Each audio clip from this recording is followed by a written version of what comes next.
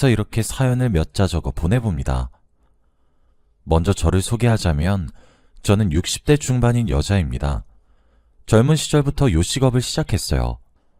처음엔 정말 동네 작은 포장마차부터 시작했고 한 푼 두 푼씩 모아서 가게를 얻고 확장하고 그런 식으로 점점 몸집을 불려나갔습니다. 지금은 어엿한 사장님 소리를 들으면서 번화가에 위치한 가게를 3개 정도 운영하고 있어요. 제가 이렇게 성공을 거두기까지는 참 많은 일이 있었습니다. 사실 제 남편이 많이 아픈 사람이었어요. 특히 몸이 말이죠.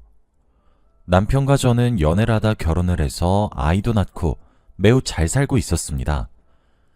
그런데 저희 아들이 10살이 되던 해 커다란 교통사고에 남편이 휘말리게 되었고 크게 다쳤어요. 뉴스에 보도가 될 정도로 큰 사고였죠.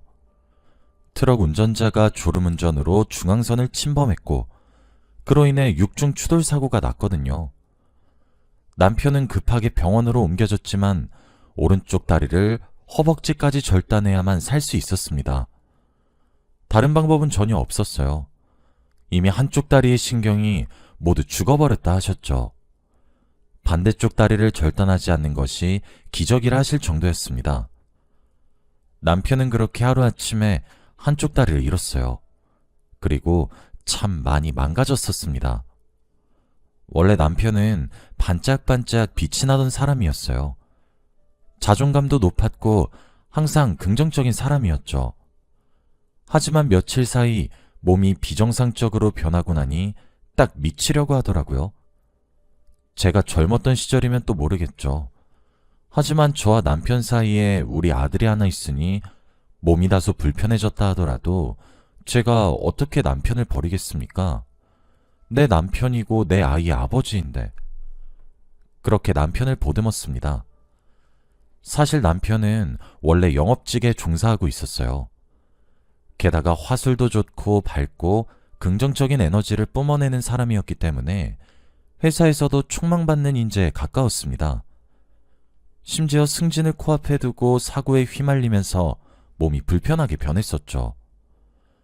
영업직에 종사하시는 분들은 알겠지만 참 그러면 안 되는 것이긴 한데 외적인 요소가 많은 영향을 줍니다.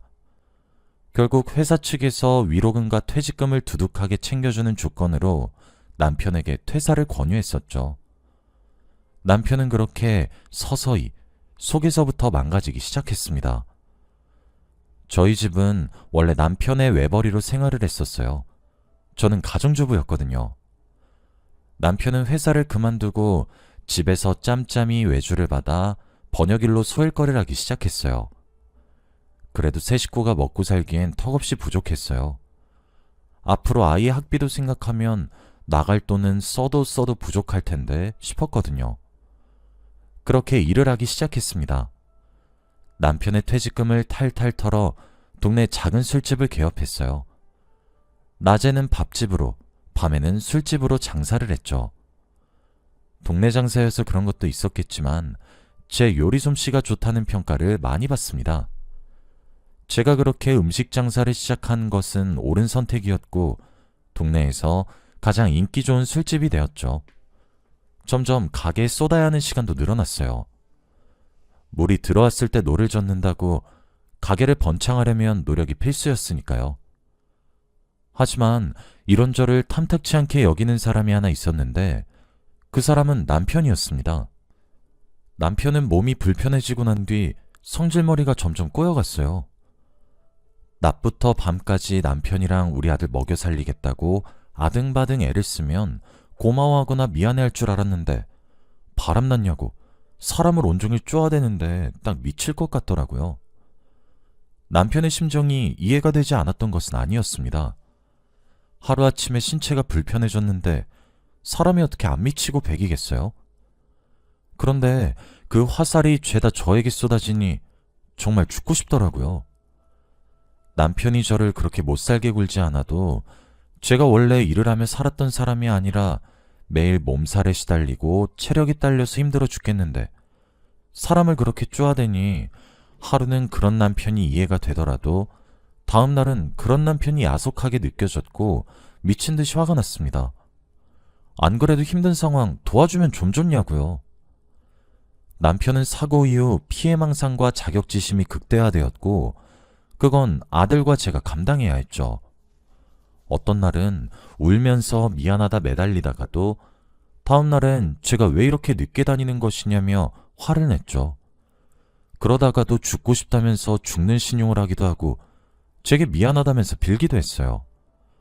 하루에도 12번은 널뛰는 기분을 맞춰주는 것도 진절머리가 났고 너무 힘들었어요. 이렇게 살다간 내가 먼저 말라 죽겠다 싶어서 남편에게 이혼 얘기를 꺼냈습니다. 당신의 몸이 불편한 것이 내가 이혼을 원하는 이유가 아니라고. 당신은 지금 몸보다 마음이 더 비정상적이라고 하면서 말이에요. 충격요법이었던 건지 남편은 그 이후부터 정신과를 다니면서 심리상담도 받고 그렇게 점차 나아졌습니다. 남편도 힘든 상황에 처한 저를 이해하기 위해 노력을 하는 듯 했고 저도 그 노력을 알아줬습니다. 그렇게 저희 부부는 그 위기를 이겨냈어요. 사실 이겼다기보다 버텼다고 봐야 하는 거죠. 그렇게 세월이 지나갔고 어느새 제가 가게를 3개나 운영하는 사장님이 되었었죠. 저도 몰랐는데 제가 사업에 소질이 있었나 보더라고요. 그렇게 20년도 넘게 흘렀습니다. 당시 10살 꼬맹이였던 아들은 이제 결혼을 하겠다고 말을 하는 나이가 되었죠. 그렇게 며느리를 제게 데려왔어요. 아들보다 3살 어리더군요. 아들은 지금까지도 제 속을 단 한 번도 썩힌 적이 없습니다. 정말 말 잘 듣고 동네의 효자라고 소문이 자자하게 날 정도로 착하고 또 바르게 커주었어요.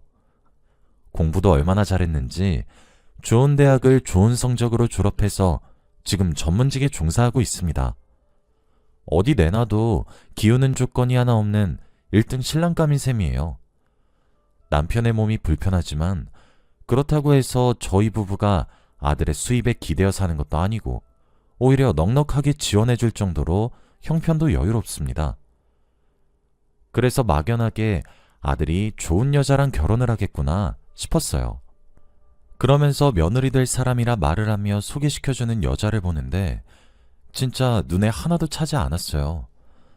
저는 남편을 겪으면서 몸보다 마음이 더 아픈 사람을 정말 치를 떨기 싫어하게 되었습니다. 본인의 힘듦을 모르는 것은 아니나 남한테 퍼부으면서 제어도 조절도 못하는 걸 보면 치가 떨려요. 제가 너무 많이 시달렸기 때문이겠죠. 그리고 가정환경이 주는 것도 매우 크다고 생각합니다. 제가 아들을 키워보니 잘 알겠더라고요. 남편의 널뛰는 기분과 그거에 맞춰져 나오는 행동들에 의해 아들이 얼마나 큰 상처를 받았는지도 옆에서 잘 지켜봐왔거든요. 그래서 마음이 건강한 여자를 만나길 바랬습니다. 아들도 시달려봐서 그게 얼마나 힘든 일인지 아주 잘할 거라고 생각하기도 했거든요. 그런데 기가 찰 정도로 눈에 차지도 않는 애를 며느리감이라 소개시켜 주더군요. 그 아이는 부모님 둘 다 미성년자였던 시절에 사고쳐서 태어난 아이였어요. 무수한 사회적 질타 속에서 자랐을 어린 시절이 안타까웠지만 내 며느리는 그러지 않았으면 싶었죠. 그것도 걸리는 판국에 심지어 어린 시절에 부모님을 사고로 잃었다 하더군요. 친척집을 전전하며 자랐는데 그마저도 온전한 사랑을 받기는커녕 많은 학대를 받으며 컸다고 하더라고요. 밥을 굶기고 때리고 이런 것들은 기본일 정도로 말이에요. 그러니 애가 뭐 제대로 씻길 했겠어요? 먹길 했겠어요? 삐쩍 말라서 제대로 씻지도 않아 냄새를 풍기는 여자아이를 아무도 좋아하지 않았을 겁니다. 자연스럽게 학교에서도 왕따를 당했고 양아치 같은 아이들에게 괴롭힘의 대상이었다고 하더군요. 그리고 그렇게 삐뚤어진 관심을 받으며 아이의 마음 또한 삐뚤어졌고 숱한 자살 시도를 계속하는 바람에 정신병원에 1년 정도 입원한 적도 있다고 하더군요. 멀쩡한 직장을 다니면서 다달이 꼬박꼬박 월급을 받고 지내는 것도 아니고 이 알바 저 알바 하면서 무슨 유목민 마냥 이건 이것 때문에 그만두고 저건 저것 때문에 그만두고 그러다가 우리 아들을 만나게 되었다고 하더군요.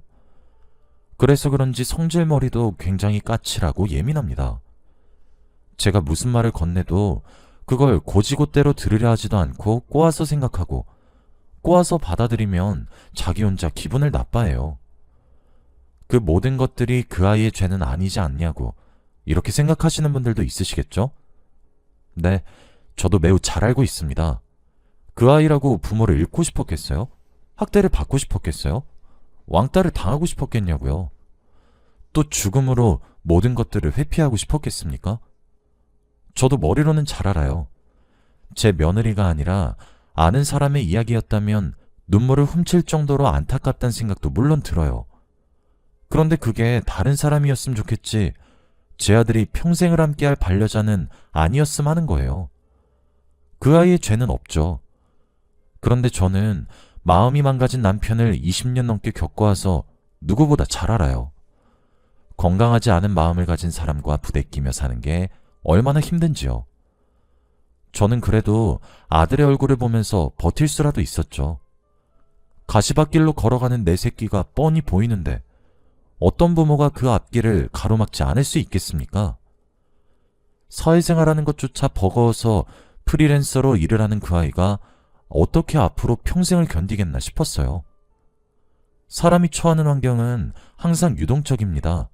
언제든 변할 수 있어요. 제 아들도 전문직에 종사하면서 돈을 잘 벌지만 사람 일은 한치 앞을 모르는 거거든요. 언제든 힘들어질 수 있고 힘에 부칠 수 있는데 그 모든 역경과 고난을 그 아이가 제 아들과 함께 버티는 거라도 할 수 있을까요? 지금 자신의 세상 하나조차도 제대로 감당하지 못하는 그 아이가요? 여전히 우울증에 시달려서 항우울제를 끼니 때마다 복용하며 기분이 하루에도 12번은 더 날뛰는 그 아이가 어떻게 아이를 낳아서 기르고 가정을 꾸리겠냐고요. 자기 감정 하나 책임질 줄 모르는데 아이를 어떻게 잘 키워내요? 가정 환경이 살아가는데 얼마나 중요한지 여러분들도 아시겠죠? 딱 미칠 것만 같았습니다. 생전에 속 한 번 썩히지 않고 의젓하고 대견하게 자라온 아들이 처음으로 뜻을 굽히지 않았어요. 처음으로 제게 언성을 높여 말대꾸를 하기도 했어요. 그 모습을 보고 남편은 그냥 허락해주자 이러고 자빠졌는데 남편에게 제가 입을 다물라 했어요. 남편은 몰라요.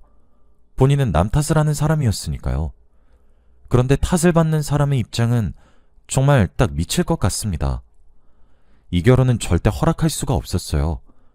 며느리가 되겠다고 하는 애도 그래요. 자신의 남자친구 부모님이 이렇게 반대를 하는데도 결혼이 하고 싶고 그러면 제게 정이라도 붙이려고 노력을 해야 하는 것 아닌가요? 그것조차 거슬려서 참을 줄 모르는 아이가 무슨 결혼을 해서 아이를 놓고 잘 살겠습니까? 애먼 제 아들만 잡을 게 불보듯 뻔한데. 결혼을 결사 반대하며 들고 일어날까 싶은 마음이 수천 번은 드는데 그러다가도 오히려 그렇게 딱 잘라 맞기 시작하면 오히려 더 애틋함을 느껴서 더 절절해질까 싶었습니다. 그래서 아들에게 그랬어요. 동거를 먼저 하라고. 동거까지는 허락하겠다고. 아직 아들의 나이가 30대 초반이었기 때문에 결혼은 아직 너무 이르다고 생각하고 서두를 것 하나 없다고 하면서 말이에요. 대신 사고쳐서 아이를 가진 순간 그때는 내 아들 아니니까 그 아이가 피임 시술을 받으라 그랬어요. 잔인하고 매정하다고 질타하시면 할 말이 없긴 하네요. 근데 전 알겠더라고요. 두 사람이 동거를 시작하게 되면 제 아들이 얼마나 힘들지를. 아니나 다를까 아들은 동거를 하고 6개월도 지나지 않아 헤어짐을 고민하기 시작했습니다. 사실 헤어져야겠다 이런 생각보다는 이 여자와 결혼은 하면 안 되겠구나 라는 거에 더 가까웠던 것 같아요. 매일 시도 때도 없이 트집을 잡는 것은 물론이고 화가 나면 신경질적으로 변하는 수준이 아니라 손에 잡히는 것들은 죄다 집어던지고 제 아들에게 있는 욕 없는 욕 다 하면서 난리를 친답니다. 그런데 싸우는 이유가 변기 뚜껑을 까먹고 내리지 않았다거나 그 아이가 빨래를 걷으라고 했는데 하던 일이 있어서 5분 정도 뒤에 걷기 시작한다거나 이런 식의 아주 사소하고 소소한 이유였어요. 그런데 자기 말을 듣고 바로바로 해주지 않으면 무시하는 거냐고 그러면서 발작하듯 화를 내기 시작하는 거죠. 아들이 저한테 그러더라고요. 꼭 옛날에 아빠가 엄마한테 하는 모습을 그대로 옮겨놓은 것 같다고 말이에요.